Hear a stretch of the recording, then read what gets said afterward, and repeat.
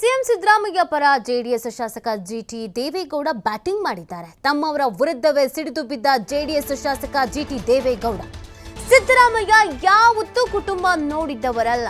FIR ಆದವರು ರಾಜೀನಾಮೆ ಕೊಡೋದಾದ್ರೆ ಜೆಡಿಎಸ್ನಲ್ಲಿರೋರು ಕೊಡ್ಲಿ, ರಾಜೀನಾಮೆ ಕೊಡಿ ಎಂದು ನ್ಯಾಯಾಲಯ ಹೇಳಿದ್ಯಾ?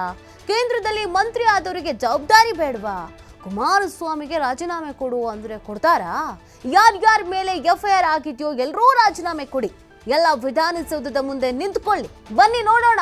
ಮೊದಲು ಕೇಂದ್ರದಿಂದ ರಾಜ್ಯಕ್ಕೆ ಏನ್ ತರಬೇಕು ಅದನ್ನ ನೋಡಿ, ಅದನ್ನ ಬಿಟ್ಟು ರಾಜೀನಾಮೆ ಕೇಳಿದ್ರೆ ಹೇಗೆ ಅಂತ ಜಿಟಿಡಿ ಪ್ರಶ್ನೆ ಮಾಡಿಬಿಟ್ಟಿದ್ದಾರೆ.